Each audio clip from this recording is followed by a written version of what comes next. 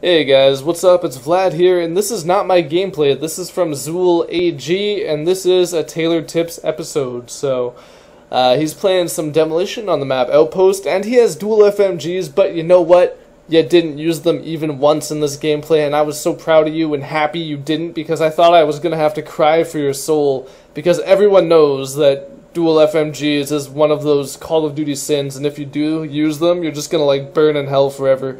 And that's just the way it goes. So I didn't have to cry for your soul, and I was happy. And I don't know what I'm talking about. I'm just pulling this brown-colored stuff out my ass right now, and it doesn't make any sense. But anyway, I was happy you didn't do that, because that's just douchebaggery, and I don't like it. So props and kudos to you for doing that, sir. I'm not really sure what you're looking for when it comes to tips, but I'm assuming, because as I watched this gameplay, you didn't do the objective a whole lot. You were kind of focusing on killing people, I think, and trying to get a support mob is what it looked like to me, so that's cool too. It didn't happen for you, unfortunately, but that's what it looks like you were trying to do. So I'm going to give you tips in with that in mind, and hopefully you enjoy that, and hopefully it works for you. So I cut it up a little bit. The gameplay was 15 minutes long, so I'm not going to commentary the whole thing, because no one wants to hear me talk for 15 minutes, least of all myself, so yeah, we're going to start off with your deaths, and I'm going to tell you some things I thought you could do differently, and things I would have done. So, this is your first death I'm going to talk about here. You're playing it safe in the corner by the objective, and then you just turn out and go for it without even looking at your minimap. And if you had, you would have seen that guy coming up behind you because your teammates had a UAV up. So, one thing I always do, you know, and I'll tell everyone this like a million times, make sure you check that UAV every time, especially if you're playing careful. Just a quick glance at that minimap might have saved your life right there, because you would have known he was coming, you would have just waited for him to come over the hill, and you would have killed him before you even knew you were there. So, you know, make sure you use that minimap as much as you can, especially when there's a UAV up. Just quick glances at it will probably save your life a lot of the time.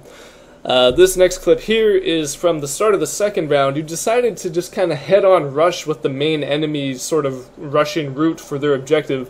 You probably should have just hung back and like head glitched a little bit and waited for them to come, because they're almost always going to go that way in demolition, at least when I've played it. It's like one of the quickest ways to get to the bomb site. So if you just hung back, you could have got a couple kills right there and maybe lived. Or, you know, instead of rushing head-on, you could have gone and looked through the side windows of that building and picked them up that way while they were rushing through, or just flanked all the way around and got around behind them as they were entering the building, or things like that, rather than catching them face-to-face. You know, it's all about trying to give yourself as many advantages as possible. But, you know, it's all in knowing when to rush and knowing when to hold it, pretty much.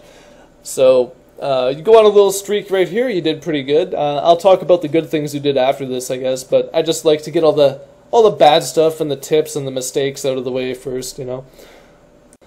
So for the next clip, it's going to require a bit of explaining for my thought process. There's two reasons you shouldn't have done what you did. That guy right there is the first reason.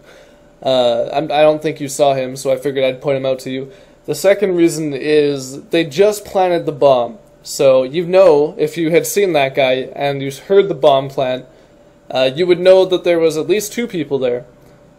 You go for it and you kill a third person in a second who's around the corner, so you know that there was at least three people there, and possibly more, but you decided to push forward anyway, again with that like head-on approach, which is never really a good idea. You want to have all of the advantages, right? You want all the cover and all that stuff. Right here you had none of that. They had all the cover, all the positioning.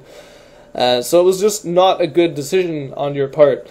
What I would have done instead is maybe just killed that one guy and immediately turned around and ran back through that building behind you and like circled around through the other building, or gone up the hill towards the truck and flanked down that way, rather than hitting them head on. You know, it's never really a good idea to do that.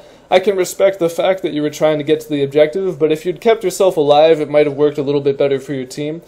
They ended up getting the defuse off anyway, so it doesn't really matter that much, but that might have kept you alive if you'd done that, is what I'm trying to get across to you here, I guess. Just something to think about. You know, make sure you're always thinking, don't take that head-on rushing approach, because it's probably going to get you killed a lot of the time. You want all the advantages on your side, and in that situation, you didn't really have any of them. So right here, I would have just stayed back and picked up on like an Overwatch sort of position and stayed up high, or stayed back and head glitched a little bit, because you already had two teammates there. They were already working on the defuse. Really, you just sort of added to the cluster of bodies there, and you got kind of flustered when you didn't get to defuse it because your teammate was already doing it. You just ended up dying. So if you'd stayed back, you might have picked up a few kills and lived, and they got the defuse off anyway, so it's all good.